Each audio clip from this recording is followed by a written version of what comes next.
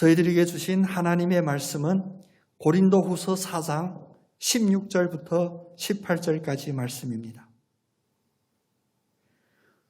그러므로 우리가 낙심하지 아니하노니 우리의 속사람은 날로 새로워지도다. 우리가 잠시 받는 환난에 경한 것이 지극히 크고 영원한 영광에 중한 것을 우리에게 이루게 함이니 우리가 주목하는 것은 보이는 것이 아니요 보이지 않는 것이니 보이는 것은 잠깐이요 보이지 않는 것은 영원함이라. 아멘. 저는 내일 2차를 내일 접종을 해요. 근데 요즘 코로나 백신, 코로나를 이기기 위하여 하잖아요. 근데 이제는 코로나 백신도 두려워하는 마음들이 꽤 있으시더라고요. 그래서 저도 1차 백신 맞고 여러분께 고백드려요. 인간의 마음이 간사한 것 같아요. 백신 맞고 나서 어떤 부작용이 없나 엄청 집중해서 제 몸을 살펴봤어요. 부작용이 있고 막 힘들어. 이게 정상이 아닌가 그런 생각도 하고. 그래서 먼저 백신 맞은 분들한테 말씀드려봤더니 너 혹시 물 백신 맞은 거 아니냐? 이거 큰일 나는데 그냥 웃자고 하느냐. 물 백신. 근데 심리학에서 특히 사회심리학에 이런 용어가 있어요. 이게 1997년부터 처음 등장한 용어인데 어떤 말이냐면 어플루엔자라고 있습니다. 어플루엔자. 어플루엔자 좀 들어본 것 같기도 하고 그런데 사실 우리가 지금 익숙한 게 뭐냐면 인플루엔자, 독감, 유행성 독감 바이러스 뭐 이런 거죠. 인플루엔자는 많이 들어봤는데 그럼 어플루엔자는 무엇이냐? 어플루엔스라고 하는 라틴어, 그것은 뭐냐? 풍요함이에요. 그러니까 풍요함이라고 하는 어플루엔스하고 유행성 독감, 이 인플루엔자를 합성해서 어플루엔자라고 하는 그런 사회 심리학 용어가 생겼습니다. 그것은 뭐냐면 이 풍요로운 시대에 만연하고 있는 중독성 바이러스. 그래서 이걸 쉬운 말로 뭐라고 하냐면 부사병이라고 그래요. 부사병. 무엇이 부사? 우리는 부사가 안 돼봐서 잘 모르긴 하는데 연구하는 학자들이라면 이 부자면 부자일수록 더 부하해지고 싶고 그 부하고 싶은 그 욕망이 늘 만족이 안 돼서 심지어 의욕도 상실하고 소침하고 특별히 주체할 수 없이 그 부에 대한 욕심. 근데 나중에는 그 부에 대한 욕심이 내가 왜 이 부를 축적하는지도 모를 정도로 커지는 그런 사회의 현상을 어플루엔자, 부사병, 풍요로울수록 더 주체할 수 없는 어떤 욕구, 이런 병을 이야기를 하는 거예요. 다시 말하면 사람의 어떤 만족감, 전부는 아니겠지만 많은 사람들의 그 만족감은 자기가 소유하고 있는 그 재부, 부유와 정비례되지 않고 오히려 반비례되는 그런 현상이 있다는 거예요. 그래서 우리가 혹시 체험하지 못하면 아직 우리가 부자가 아니어서 많이 가지면 가질수록 이게 점점 반비례가 된대요. 더 욕구가 커지고. 때문에 많은 부자들이 교회 안에 오기가 힘들어해요. 왜?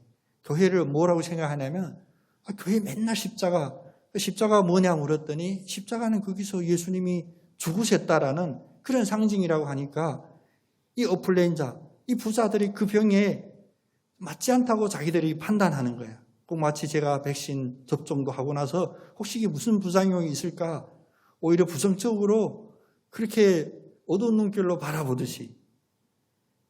그런데 교회에 오신 분들은 우리가 세상이 뭐라 하든지 어떤 바이러스가 있든지 백신이 개발되든지 흔들리지 않고 바라보는 것은 무엇이냐? 바로 우리는 십자가를 바라보는 그 믿음으로 살아나가고 있다는 겁니다. 모든 교회들이 십자가가 있습니다. 여기서 잠깐 설명드리면 모든 교회라 함이 좀 안 맞는 게 중국에서 이제 7, 8년 전부터 10년 전부터 그런 일이 있었는데 국지적인 어떤 지역에서 교회 건물에는 십자가를 철거해가는 그런 핍박이 있었어요.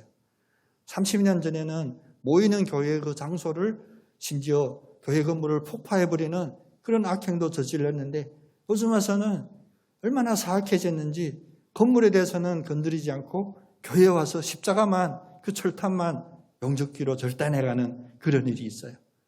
그래서 모든 교회에 십자가가 걸려져 있다, 이런 얘기는 전 세계적으로 볼 때 좀 오해가 있다, 이런 말씀인데, 그래서 사실 엄청난 토론들이 있었거든요. 저희들이 목회자들 세미나 할 때도 그때 사실 제일 많이 모였었는데, 그 160명 넘는 목회자들이 막 저녁에 쉬지 않고 오늘 자꾸 딴 얘기를 하게 되네요. 이 중국 목회자들이 세미나 2주를 같이 하잖아요. 밤에 안 자요. 철야로 기도하는 게 아니라 이 신학적인 그런 주제, 그런 정의에 대해서 밤새 토론하고 논쟁해요. 자칫 들으면 우리 중국인들이 좀 시끄럽다 그러잖아요. 꼭 싸우듯이 얘기한다. 근데 진짜 싸우는 줄 알고 저희들도 나중에 포기했어요. 같이 그 토론에 참여해서 같이 하는데 그런 열망이 있습니다. 부자는 절대 아니에요.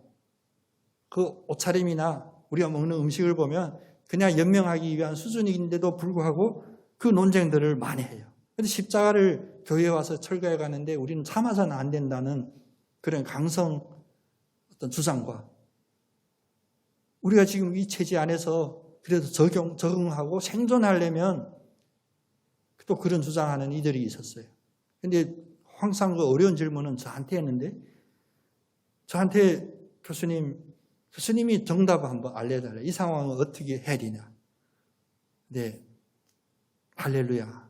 하나님께 감사하는데 제가 생각했던 얘기 아니에요. 갑자기 그 질문을 받았는데 주님이 제 마음에 어떤 감동을 주고 어떻게 답변했냐면 제 이야기가 아니라 저는 지금도 믿어요. 그때 제가 불쑥 그랬어요. 니네 교회에 원래 십자가가 없었잖냐. 얘기하고 나서 저도 깜짝 놀랐어요. 그래요. 우리 교회에 십자가들이 지금 어떤 모형으로 여러 가지 모형으로 걸려져 있고 높이 걸려져 있고 세워져 있고 한데 진정 우리 교회 안에 십자가가 있었는지 주님이 물으시는 것 같아요. 그래서 그 논쟁이 그날 저녁 순간 멈췄어요. 다들 이제 회개, 다시 주님 앞에 무릎 꿇는, 그래 우리가 심지어 십자가로 금목걸이도 하고 다니지만 반지도 십자가로 반지하고 다니지만 진정 이 십자가가 우리에게 있었는지, 우리의 모습은, 우리의 외형은 십자가가 걸려져 있었지만 우리가 혹시라도 이 어플레인자 환자처럼 우리가 교회를 다니지 않았나. 이 시간 이 질문이 몇 년 전 중국 선교 현장에 있었던 질문이 아니라 이 시간 이 자리에 계신 여러분과 이 말씀을 듣는 여러분에게 던지는 주님의 말씀으로 저는 안고 싶습니다. 십자가가 진정으로 걸려져 있냐? 마음에 십자가가 있나? 또 그 십자가를 늘 바라보고 사냐? 사실 십자가의 의미는 믿음이 없이는 이해할 수 없는 그런 영적인 깊은 의미가 있죠. 십자가는 말 그대로는 죽음의 상징이었어요. 사형수가 처형당하는 처형틀이었는데 왜 우리에게는 그것이 소망이 되고 희망이 되냐? 왜냐? 그 십자가에서 우리가 해결할 수 없는 그 문제를, 우리의 힘으로 도저히 해결할 수 없는 우리의 영적인, 정신적인 바이러스를 십자가에서 주님이 피 흘려 죽으심으로 해결해 주셨어요. 그 백신은 2차 2번씩 맞는 백신이 아니에요. 한 번에, 단번에 이 모든 것을 해결해 주셨기 때문에 우리는 그 십자가를 바라보고 그 속에서 우리는 죄의 용서함을 느끼게 됩니다. 그래서 십자가를 진정으로 바라보는 사람은 이 어플렌자와 같이 부가 많을수록 욕망이 더 커지는 그런 어떤 반비례되는 상황들이 아니라 우리는 진정으로 바라볼수록 우리의 믿음은 더 커지는 정비례되는 그런 성화, 거룩함, 완전하게 되는 과정을 겪게 됩니다. 아까 오전에 우리 문순자 권사님 장례 예식 다 마치고 여러 번 기도해 주셔서 그 믿지 않는 가정이라고 하지만 교회 다니지 않는 자녀 집 장례라고 했지만 어떤 기독교 집안 못지않게 모든 절차를 나중에 고려함 모실 때까지도 예배드리고 기도하고 그렇게 마쳤어요. 그런데 왜 그 어머니가 그러냐? 그것은 우리가 인간이 판단할 수 없는 하나님의 힘이 거기에 작용합니다.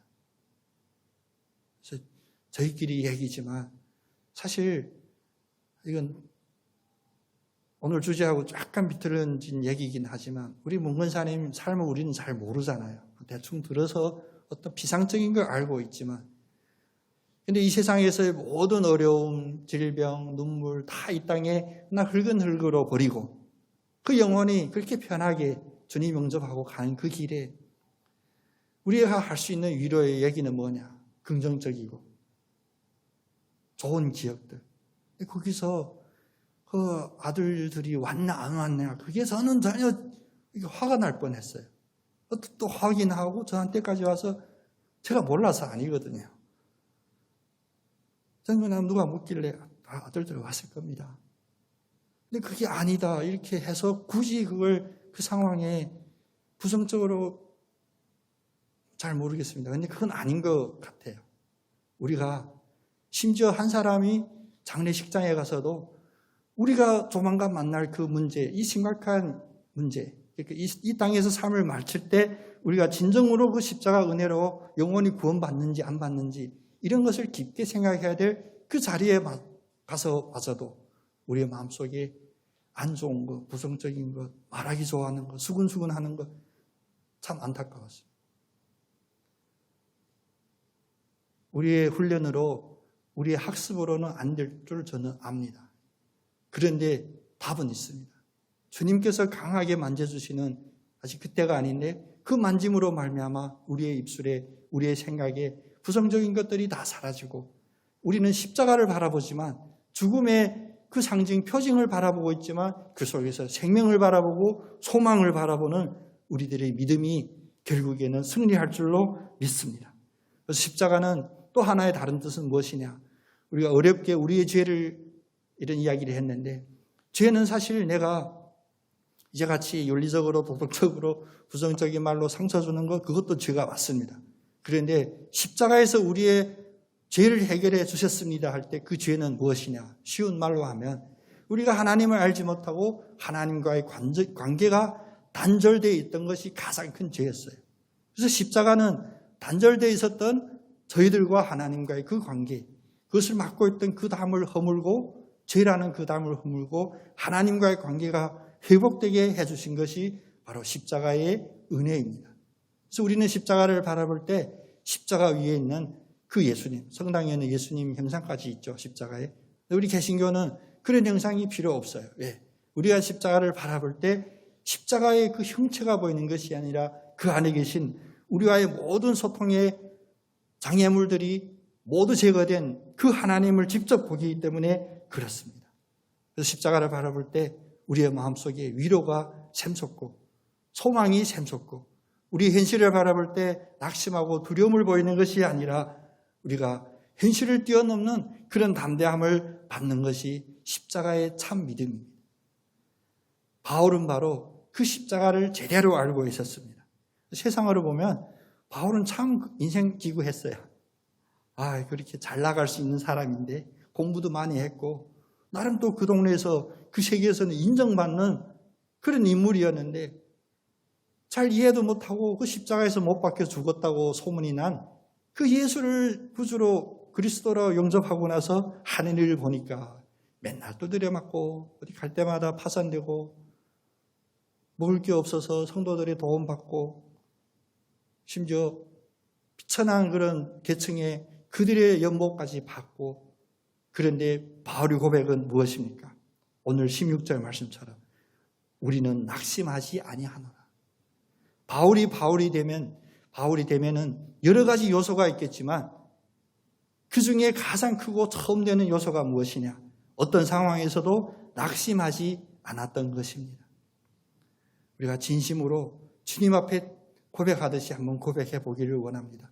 저는 낙심하지 않습니다.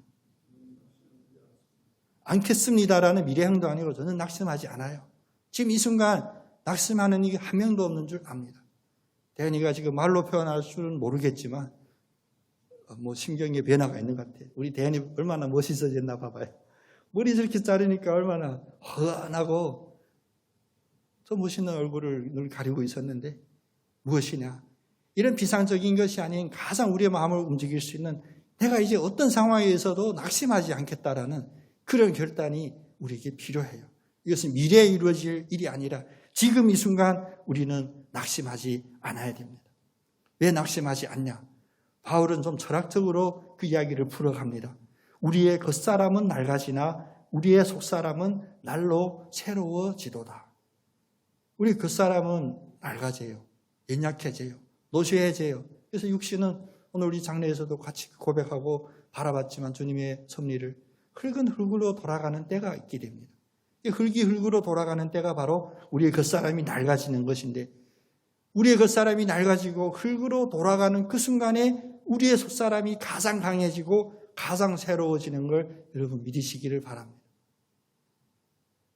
그렇다고 우리 건강 소홀히 하거나 막 살라 그런 얘기가 아니에요.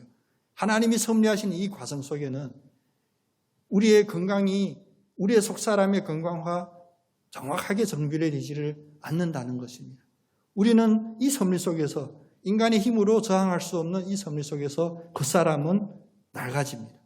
그러나 겉사람이 낡아질수록 우리의 속사람이 날로 새로워지는 것을 느끼는 사람이 바로 사도가 되는 것, 바울 같은 사람으로 살아가는 것입니다.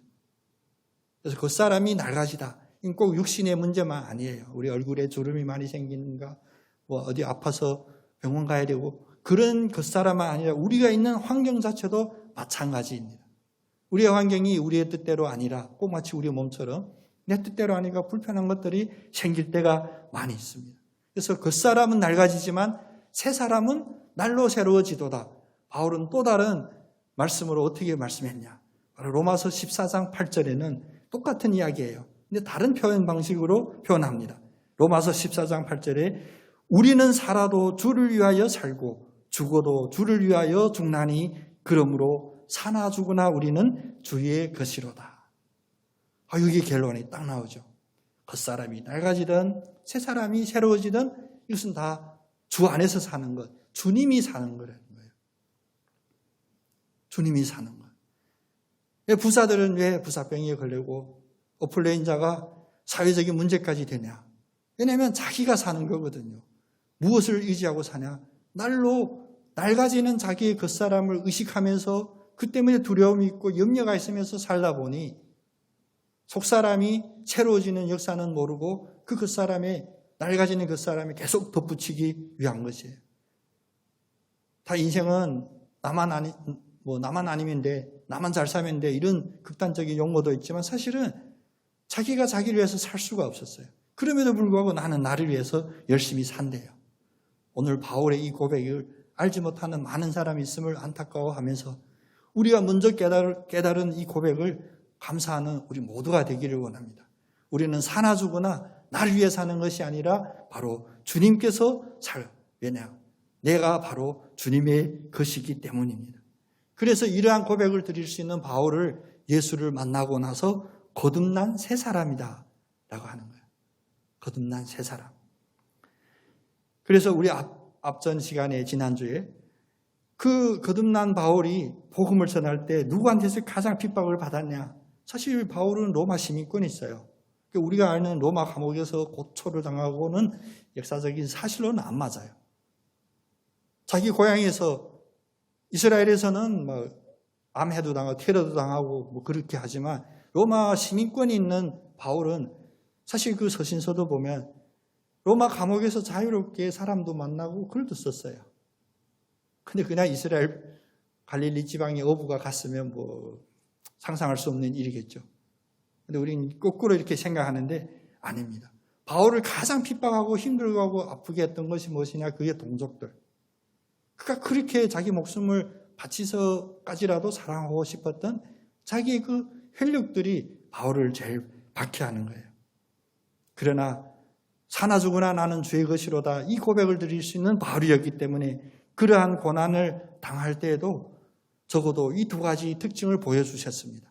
사실 우리가 고난을 만났을 때도 쉽게 나올 수 있는 이 두 가지 특징인데 모든 사람이 본성적으로 갖고 있는 특징이에요. 그것은 뭐냐? 하나는 우리가 고난을 당했을 때 그 고난을 축소하거나 확대하는 그런 상상력을 가져요. 내가 지금 예를 들면 힘듦이 100이라는 힘듦을 느낀다 그러면 두 가지 반응인데 내 지금 1000만큼 150만큼 힘들어. 주변에서 많이 보죠. 특히 우리 할머니가 예전에 그랬어요. 연세 드시고 나니까 꼭 자기가 이게 아프다는 게 뭐 하나 있어야 돼. 그걸 지팡이로 잡고 있어요. 누구 우리 삼촌이 와나 숙모나 사람 만나면 허리 아파서. 근데 허리 아픈 게 아니거든요. 저희 할머니만 그런 줄 알았는데 우리 어머니도 좀 그래요. 장모님도 그래요. 나 우리 어머니 보시면 뭐라 하겠는데 어느 날 당뇨 있대요. 내가 당뇨래. 그래서 제가 그 피부와 하는 거 다 갖다가 피부와 하니까 당뇨 아니거든요. 근데 자기는 당뇨 있대. 그 당뇨에 좋은 뭘 이런 걸 드셔야 되고 무슨 약 광고하는데 다 사드렸어요. 근데 꼭 자기가 당뇨 있대. 이게 자연적인 겁니다. 우리가 고난을 당하면 고난을 이렇게 확대하는 경향이 있어요. 또 하나는 고난을 축소하는 경향도 같이 있습니다. 근데 고난을 축소하는 거 그럼 잘된 거 아니냐? 아닙니다. 믿음이 없이 바울과 같은 이런 고백이 없이 고난을 축소하게 되면 현실 감각이 떨어지거든요. 판단이 잘못되고 오히려 자기만 더 어려움 속에 빠지는 것이 아니라 주변에 있는 사람들에게도 그것을 어려움을 전가시킬 수가 있어요. 그래서 고난 앞에서는 그것을 확대하거나 축소하거나 다 우리가 취해야 될 그런 정확한 방법이 아닙니다. 근데 바울은 오늘 이 말씀의 그 본질에 있어서 고난을 확대하거나 축소하거나 무시한 게 아니에요. 고난은 고난대로 계속 직면하되 그 고난을 대하는 나의 그 마음에 있는 중심이 바뀐 거예요. 그 사람이 낡아지는 것, 또 새 사람이 새롭게 되는 것, 이런 것을 완전히 터득했기 때문에 그것이 삶의 호흡과 같았기 때문에 그는 이러한 속에서도 적어도 우리가 쉽게 할 수 있는 우리 힘들면 가끔 불평불만하죠. 신학자들도 마찬가지였습니다. 심지어 하나님은 죽었다, 신은 죽었다라고 하는 것, 그런 것과 마찬가지로. 그런데 어느 순간까지도 환난 속에서 하나님은 나의 주인이다라는 고백으로 이런 불평불만까지 하지 않았습니다. 우리가 고난을 당하면 한 사람의 실체를 볼 수 있다고 그러죠. 세상적인 논리인데 우리도 환난 속에서 우리의 어떤 모습인지 우리의 진면모가 어떻게 드러나는지 늘 신경 쓰고 유념해보는, 그래서 성찰이라고 하는데 그런 삶을 살았으면 좋겠습니다. 또 우리가 거꾸로 내 자신을 잘 보이지 않는다면 우리 주변의 사람들을 보면 돼요. 우리가 주변의 사람을 보면서 내 양심, 마음 진심으로 존경하는 사람이 있고 진심으로 좀 경멸하는 사람도 사실 있잖아요. 근데 우리가 진심으로 존경하는 사람들이 어떤 사람이냐? 저런 어려움을 당해서도 당당하고 쓰러지지 않고 포기하지 않는 그런 사람들을 보면 존경스럽죠. 바울이 바로 그런 모범 중에 하나입니다. 사나 죽으나 사경을 헤매는 그런 상황 속에서도 그는 낙심하지 않고 당당하게 뭐라고 고백했냐? 내 겉사람은 낡아지지만 내 속사람은 날로 새로워진다. 왜냐? 나는 사나 죽으나 주님의 것이니까. 이런 사람을 우리가 존경하는 거예요. 아까 우리가 낙심하지 않습니다라고 고백했다면 두 번째 고백은 어떤 고백을 같이 했으면 좋겠냐면 우리는 불평하지 않습니다. 이런 고백 한번 같이 했으면 좋겠습니다.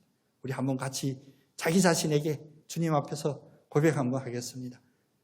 저는 불평하지 않습니다. 또 이런 거 시킨다고 불평하는 사람이 있을 수도 있어요. 맨날 불평하지 않는다. 처음부터 첫 단추부터 나는 불평하지 않겠습니다. 어려워요.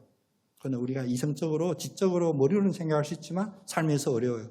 그런데 이제 앞에 낙심하지 않는다가 기반으로 기초로 딱 깔려져 있으면 당연히 불편하지 않는 겁니다. 물론 오늘 이 세상을 보면 불평하지 않는 사람 보기가 사실 힘들다라고도 그러죠. 다 자기 중심적이고 다 자기 욕망이 있고 욕심이 있는데 그대로 안 될 때 첫 번째 반응은 어떻게 이 문제를 해결해 갈까 생각보다 불평하는 거, 불만하는 거. 그래서 우리도 그런 분들 보면 안쓰럽죠. 저분 왜 저러실까? 불평할 상황이 아닌데. 근데 본인이 그걸 왜 못 느끼냐면 이제 앞에 낙심하지 않습니다. 또 낙심하지 않는다. 앞에 그 십자가에서 이제 사나 죽으나 나는 주님의 것입니다라는 이런 믿음의 전제들이 있지 않으면 이제 불평하게 돼요. 그래서 심지어 교회 안에서도 불평하지 않는 사람 찾아보기가 뭐 쉽지 않다 이런 헛소문도 있는데 제 교회는 불평하는 사람이 없습니다만 세상의 모든 상황 속이 우리의 뜻대로 맞지 않을 때 내가 어렵고 힘들고 할 때마다 불평하게 돼요. 근데 바울은 어떻게 됐냐? 우리가 실제적인 사례를 한번 찾아보겠습니다.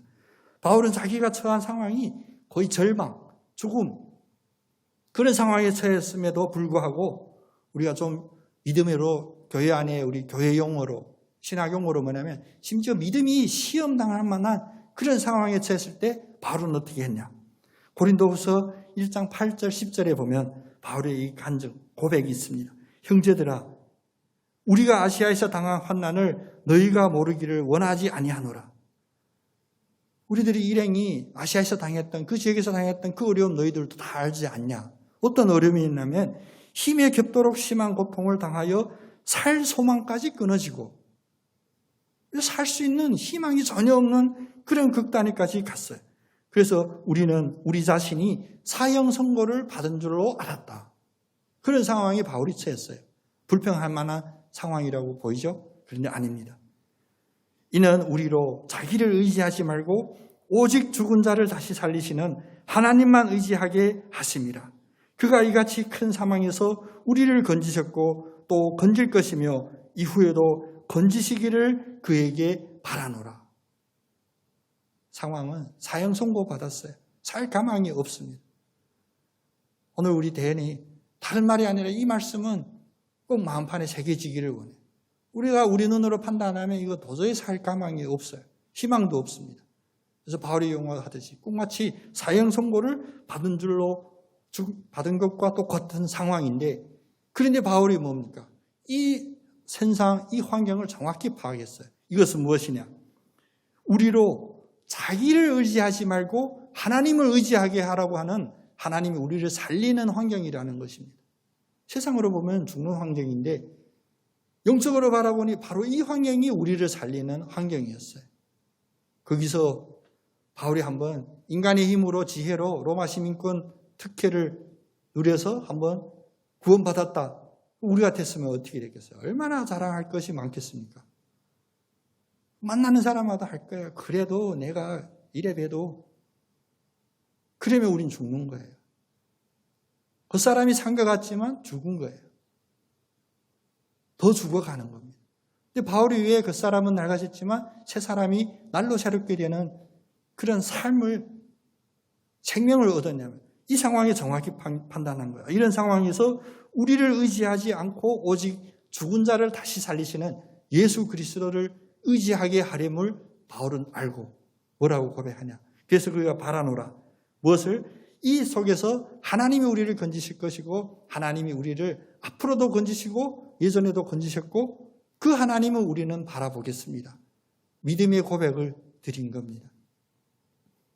대현이뿐만이 아니에요. 이 자리에 계신 장로님이나 또 저나 권사님이나 다 똑같아요. 사는 게 매일 우리 뜻대로 안 되는 일들이 많아요.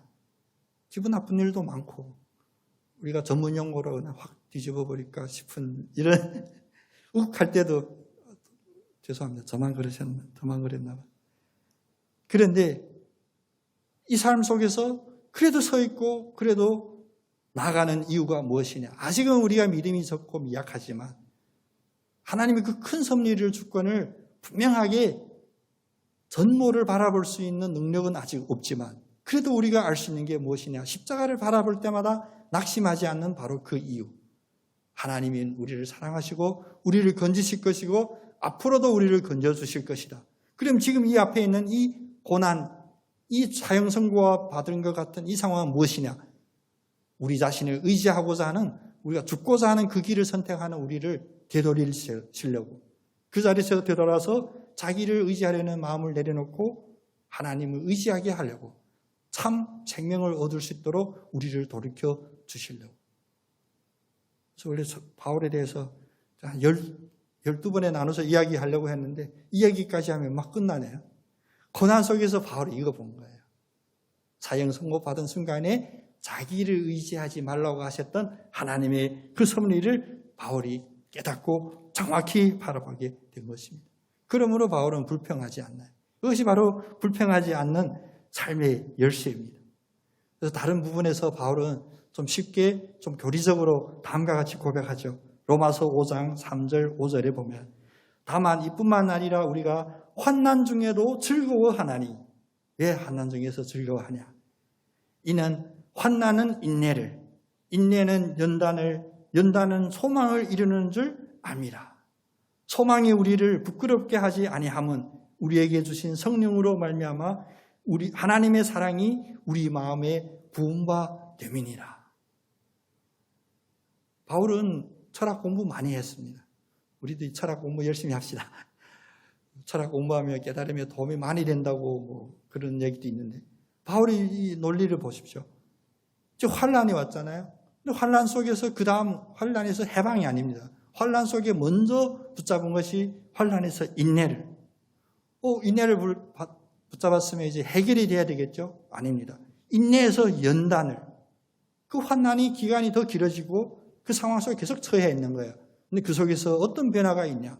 겉사람은 낡아지고 속사람이 강해지는, 새로워지는 그 훈련의 과정을 받는다는 거예요. 그래서 이 연단을 받고 나니 이제 연단은 소망을 이루는 줄 압니다. 다시 말하면 사형 선고를 받을 만큼만 바울의 그 처지에 있을 때 바로 소망을 본 거예요. 세상도 그런 거 하잖아요. 우리 이순신 장군 얘기도 하고 뭐 하면 죽고자 하면 살리라. 이 성경의 원리기도 하고 우리 믿음의 원리기도 해요. 죽을 상황 속에서 나를 믿고 지푸라기라도 하나 잡을 만한 그런 지혜를, 그래서 우리는 전문 용어로 잔물이라 그러죠. 사실 환우들 중에서도 그런 경우들이 있습니다. 환우들 중에도 지푸라기라도 잡으려고 하는 그 마음이 사실 가장 잘못된 마음이에요. 지푸라기는 없어요. 지푸라기는 잡아서 우리를 구원하지를 못합니다. 오히려 이게 죽기 직전인 그 상황, 바울처럼 너 이미 죽었다, 그런 환경에 처했을 때 바로 이 연단이 가장 최고조에 이르렀을 때 소망을 바라보는 거예요. 이 소망이 바로 우리를 살리는 겁니다. 남들은 비웃겠죠. 저 처지에서 말도 안 되는 뭘 믿는다 하더니 다시 죽기 직전인데 그래도 믿음 어쩌고 예수 어쩌고 하네. 바울이 고백입니다. 소망은 절대 우리를 부끄럽게 하지 않습니다.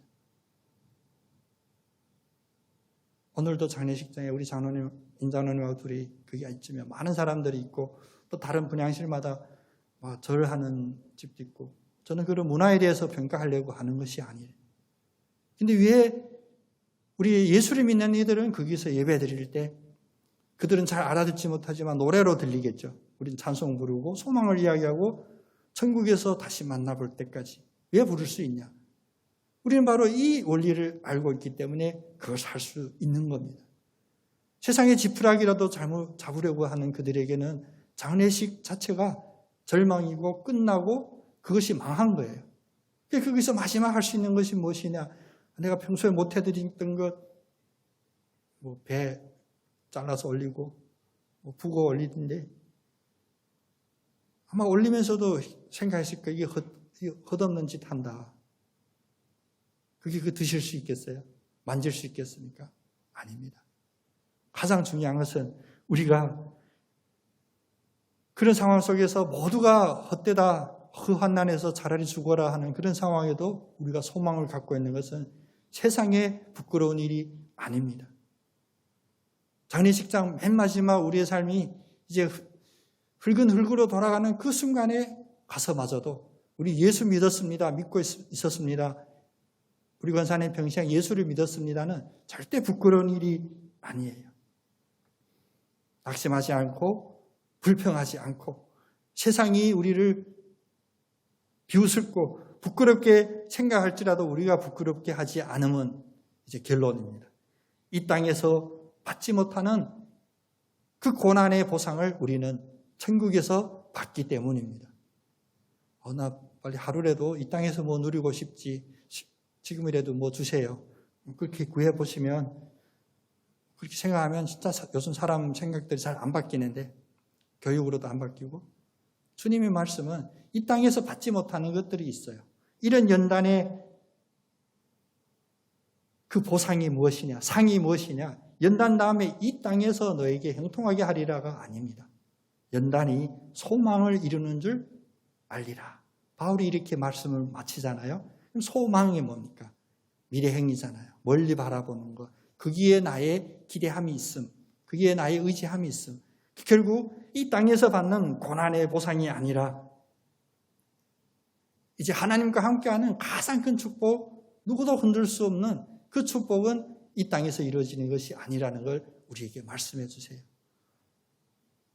우리가 겉사람은 낡아지나 속사람이 날로 새로워지도다 라는 그 다음 말씀 우리 한번 봅니다. 17절 말씀이죠. 우리가 잠시 받는 환난에 경한 것이 지극히 크고 영원한 영광에 중한 것을 우리에게 이루게 함이라.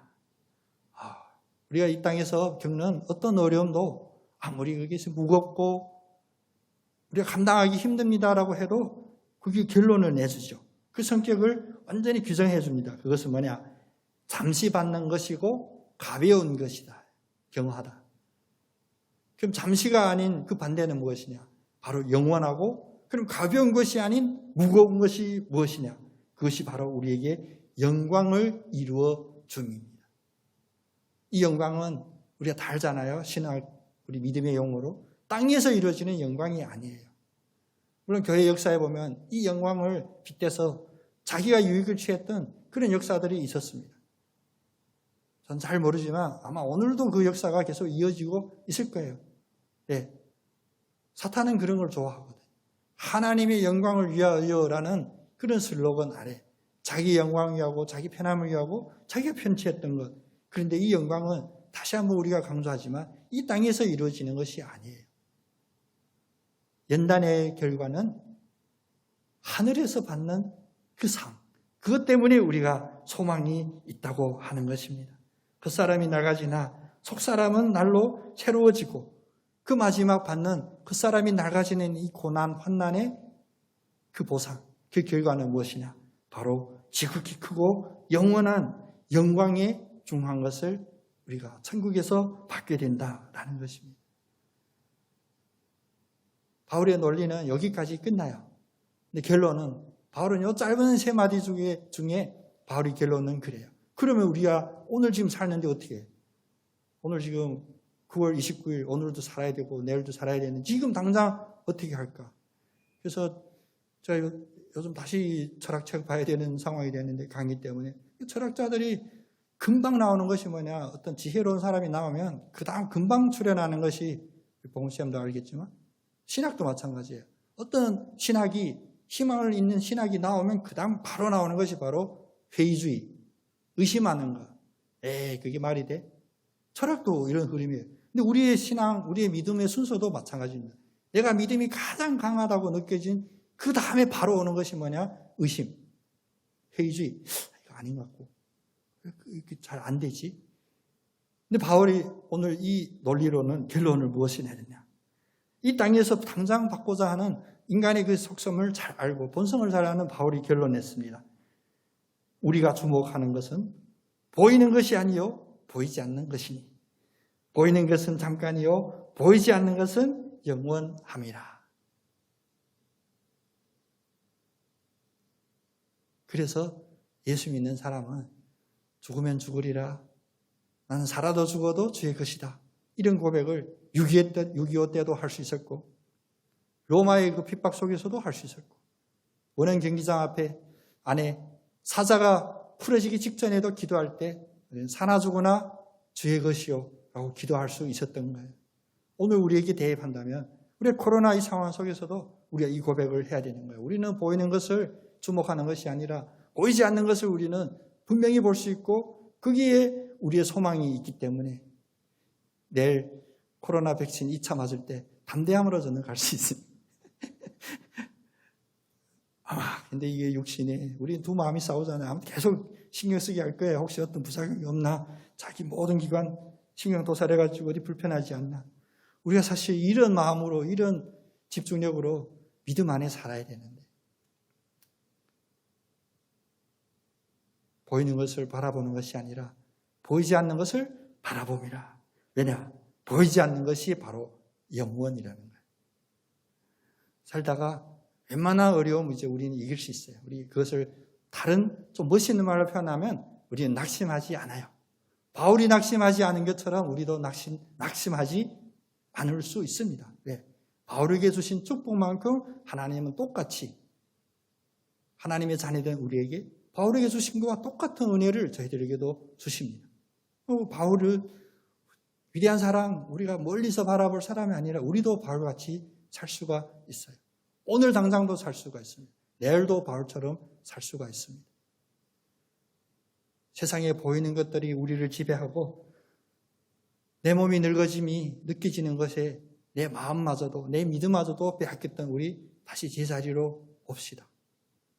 사형 선고를 받았던 그 순간 바울의 고백처럼 자기를 의지하고자 했던 그 지푸라기를 던지라고 하셨다면 저는 정치적으로 이런 얘기하는 게 아닙니다. 반인륜적이고 반사회적인 용어가 아니에요. 코로나라는 이 상황 속에 우리가 각자 자기의 삶 속에서 처절하게 노력해야 돼요. 방역도 잘해야 되고 백신도 맞아야 될 사람 맞고 약 드실 분 드시고 소망 가지고 살아나가는 것. 그런데 이렇게 열심히 사는 외형적인 우리 움직임에만 우리가 집중하는 것이 아니라 이런 사형성 바울 말씀처럼 이런 코로나 상황 속에서 우리는 무엇을 깨닫고 무엇을 바라봐야 되냐. 그래, 자기를 의지하고자 하는 그 마음을 내려놓는다면 그것이 우리들에게 가장 큰 코로나 백신인 줄 우리가 깨달아야 될 줄 믿습니다. 이제 환난에 경한 것은 잠깐 지난다고 바울의 고백이었습니다. 이 고백이 오늘 우리의 고백이 되기를 원합니다. 그래서 이런 모든 신학적인 논증을 마친 이후에 낙심하지 않는 이유는 겉사람은 낡아지지만 속사람이 새로워지고, 두 번째 논리는 우리가 지금 잠시 분명히 현실적으로 받고 있는 이 환난은 잠시 받는 것이고 경한 것이고 그 마지막 결과는 지극히 크고 중요한 것의 영광이 우리에게 임하게 될 텐데, 때문에 우리의 삶은 보이는 것을 주목하지 않고 보이지 않는 그 영원함을 주목한다. 이 논리를 되게 실생활에서 생활 수칙으로 살아나갈 수 있는 그런 가르침을 또 바울이 줬죠. 그게 빌립보서 4장 11절 13절에서 풀어서 해석해 주셨습니다. 뭐라고 말씀하셨냐? 빌립보서 4장 11절 13절에 내가 궁핍함으로 말하는 것이 아니니라. 어떤 형편이든지 나는 자족하기를 배웠노니 나는 비천에 처할 줄도 알고 풍부에 처할 줄도 알아. 모든 일 곧 배부름과 배고픔과 풍부와 궁핍에도 처할 줄을 아는 일체의 비결을 배웠노라. 내게 능력 주시는 자 안에서 내가 모든 것을 할 수 있느니라. 내게 능력 주시는 자 안에서 내가 모든 것을 할 수 있다. 이 고백이 바울의 우리의 삶에서 삶의 지침, 매일매일 우리가 부딪히는 사람과 부딪히는 일 속에서 그대로 살아나가는 그 지침이 됐습니다. 어떤 형편에 처하든지 자족하는 것. 낙심하지 않고 불평하지 않고 두려워하지 않고 낙담하지 않는 그런 자족. 결코 이건 교만인하고는 다른 이야기입니다. 늘 그 풍부함을 느낄 수 있는, 그래서 그 참 비결을 배웠다고 고백하는데 그 비결이 바로 내게 능력 주시는 자 안에서 나에게 능치 못함이 없으리로다. 우리 대인이도 이 말씀 붙잡고 승리하고 나가는 우리 대인이 될 줄로 우리 믿고 기도해요. 이 자리에 우리 장로님들도 마찬가지, 권사님도 마찬가지, 저희도 마찬가지예요. 우리 순간순간 우리는 한 번 그 믿음으로 칭의는 받지만 그 믿음으로 우리 연약한 이 육신이 이 세상에 많은 눈에 보이는 것들을 이길 수가 없는데, 오늘 바울처럼 일체에 만족하는, 자족하는 그 비결을 우리 왜 하루 세 끼 먹습니까? 끊으면 안 되거든요. 이런 믿음의 비결도 우리 하루 세 끼 먹듯이, 또 우리가 맨날 우리 건강식품 보조 식품 먹듯이 한 번 먹고 해결되는 것이 아니라 이제 크고 중한 영원한 그 영광에 이르는 그날까지 바울처럼 이 믿음을 붙잡고 나가는 저와 여러분 되기를 원합니다. 그래서 오늘 짧은 이야기 중에 바울이 사실 그 일대기를 지금 이야기하는데, 바울이 이거 역사적은 아니에요. 우리가 아름다운 상상 한번 해볼 수 있어요. 오늘도 장례식장 양지공원 다녀오면서 그 뒤에 묘비 있으면 사람들 그러잖아요. 우리 나중에 내 묘비에다 뭐라고 적어달라 뭐 이런 말씀도 남기고 이런 분들도 있는데, 바울이 혹시 그 육신에 어떤 묘지가 있어서 묘비에다가 뭐라고 쓸까? 쓸데없는 그런 생각해 봤는데, 바울이라면 아마 이런 말씀을 해주시지 않았을까? 바로 빌립보서 4장 4절 말씀. 저 안에서 나는 항상 기뻐했노라. 아멘. 한 번도 안 하시네. 역시 성경 말씀이 아니면 힘이 없어요. 나는 저 안에서 이 평생 늘 기뻐하며 감사하며 살았습니다. 이보다 더 아름다운 인생의 어떤 고백은 없었을 것 같아요. 이 고백이 어느 한 삶의 마지막 그 순간에 이루어지는 고백이 아니라 우리가 매일매일 삶 속에서 하루 24시간 동안 늘 순간순간 우리 호흡처럼, 그래, 나는 낙심하지 않고 불평하지 않고 그냥 당장 눈앞에 보이는 이것이 전부가 아니고 나는 보이진 않지만 영원한 것을 바라보기 때문에 어떠한 상황에 처하든지 나는 다 풍부하게 살 수 있는 비결을 터득했고, 그래서 나는 매일매일 순간순간마다 감사하고 기쁘게 살고 있습니다. 이런 아름다운 고백 드릴 수 있는 여러분 다 되시기를 축원합니다. 기도하겠습니다.